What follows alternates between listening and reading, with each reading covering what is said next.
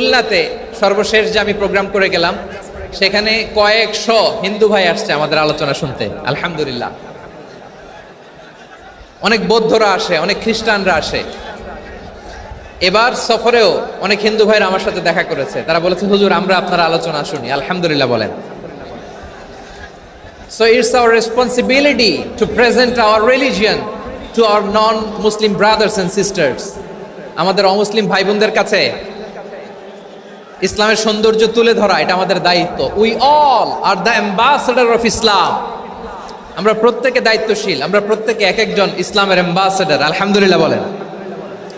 এজন্য এমনভাবে the beauty of Islam, ইসলামের সৌন্দর্য আমাদেরকে ফুটিয়ে তুলতে হবে যাতে করে নন মুসলিমরা শাহাদা পড়ে, কালিমা পড়ে মুসলমান হয়ে যায়।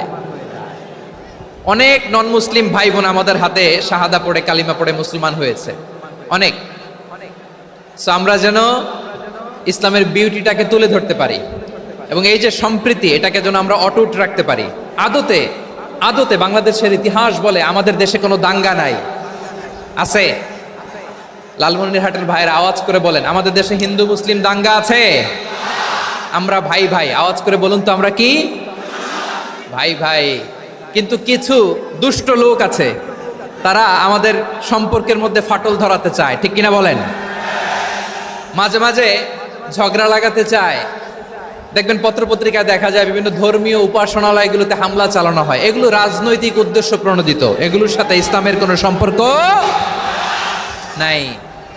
এজন্য এই দুর্বৃত্তদের ব্যাপারে আমাদের সাবধান থাকতে হবে।